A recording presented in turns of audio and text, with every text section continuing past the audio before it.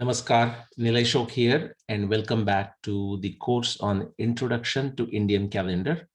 We are at the end of our Module 1. In this session, we will briefly summarize what we learned in the Module 1, some of the things that we must remember by heart as we enter Module 2. This is very important, and I cannot overemphasize how critical it is, how important it is for each one of the participants to have these things by heart and not just by rote, but with the physical significance of these titles, of these names, and also visualizing them on the celestial clock. So the first in the list here is the list of lunar months. In the Indian calendar, the name of the lunar month is based on the nakshatra of the full moon in that given month. Thus, for example, a specific lunar month is designated as Chaitra because during that month, the position of the full moon is near Nakshatra Chitra as seen from the earth. In case of lunar month of Vaishak, the position of the full moon would fall somewhere in the vicinity of Nakshatra Vishakha. Then Jeshta, Ashadha, Shravan, Bhadrapad, Ashwin, Kartik, Margashirsha, Paush, Magh, and Falgun. It's also very important to realize that the way these months are designated or actually called in specific part of India may vary. Actually, it does vary. And it's very important that if you are familiar with the variation in comparison to what you are seeing here or how I said the names for these months, it's very important that you become comfortable with it. Okay, so be familiar with what you are familiar for your specific region of India, whatever the names they are.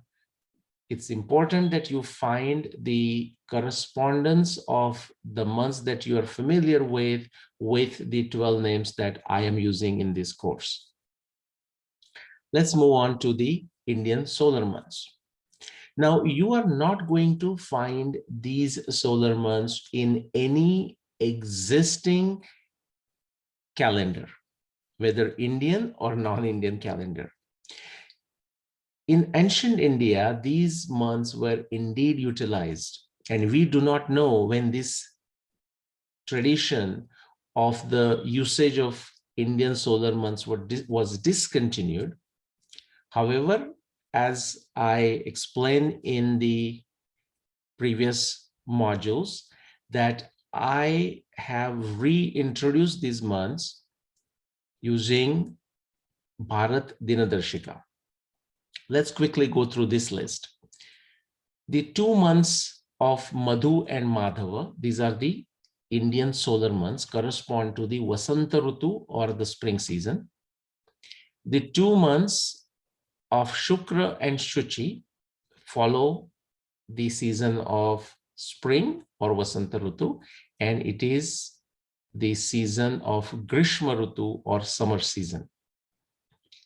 Nabha and Nabhasya are the 2 names of the Indian solar months that correspond to the season of Varsha or the rainy season.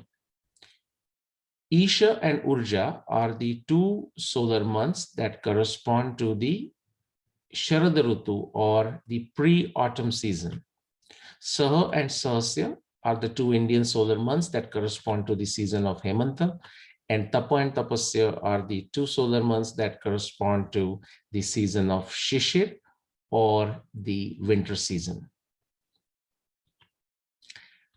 The last one, the reference system of 27 nakshatra that is used in the Indian calendar, something you must be extremely familiar with it. You should be. It's high time you become comfortable with the names of all 27 nakshatra as well as their specific sequence. And this is not something that you take very lightly. You shouldn't take this lightly at all. In fact, if you don't have this list by heart in the most comfortable way, you will struggle to learn what we are going to cover in module 2, especially the aha moments that I would like each one of you to experience as we go through this ingenious Indian lunisolar calendar.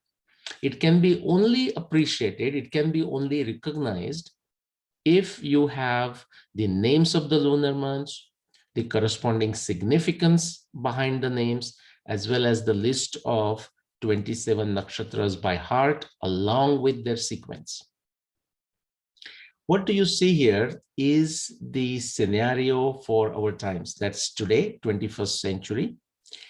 And what is the specific thing we are pointing to? Well, it's the cardinal points. It's the position of the 4 cardinal points with respect to the nakshatra system.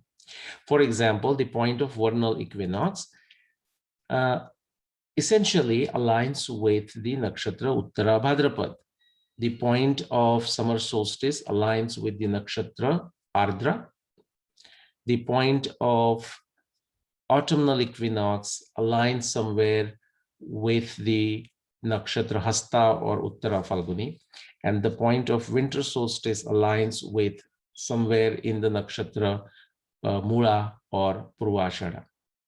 The solar year always begins with the point of vernal equinox, and the point of vernal equinox in our times occurs around nakshatra Uttara Bhadrapad.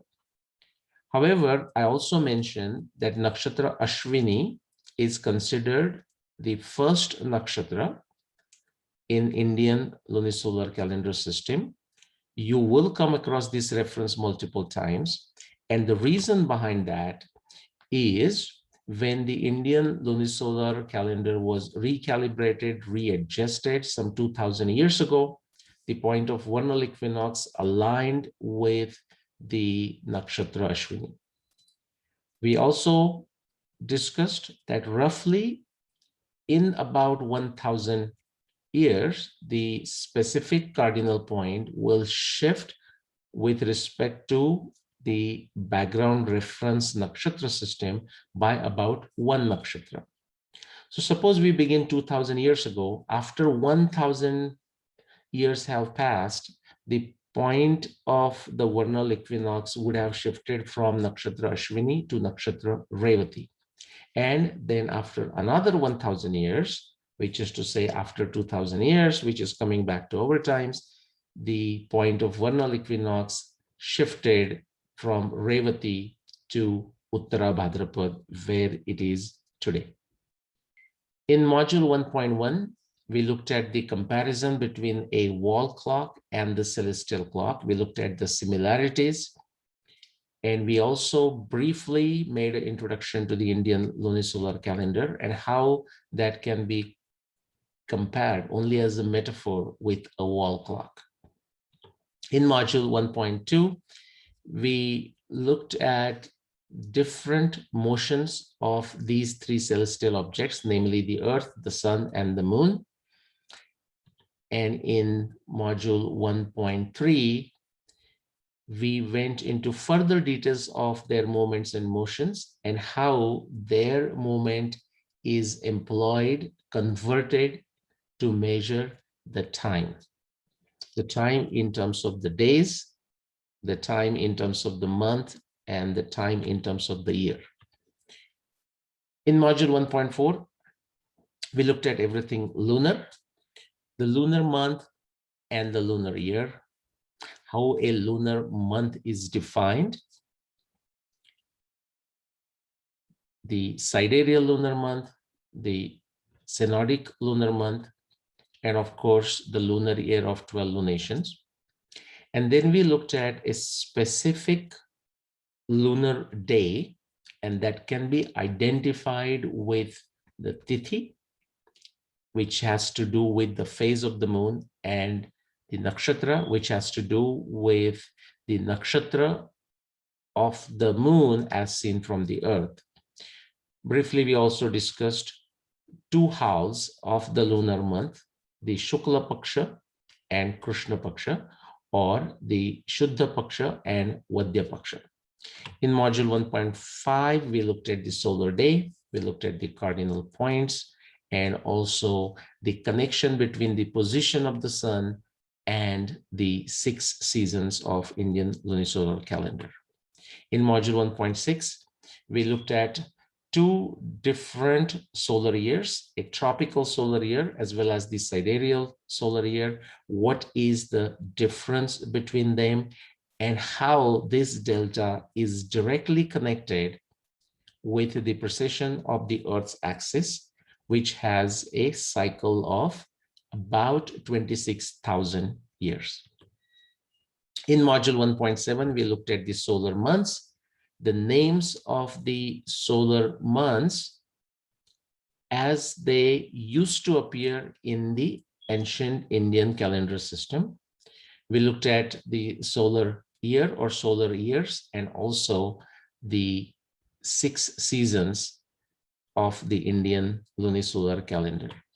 And in the module 1.8, we looked at the reference nakshatra system of 27 nakshatras, and we emphasize why these names must be remembered, how each nakshatra space is defined, and also the reference of a yogatara for each nakshatra, which could be a single star or it can be a group of stars.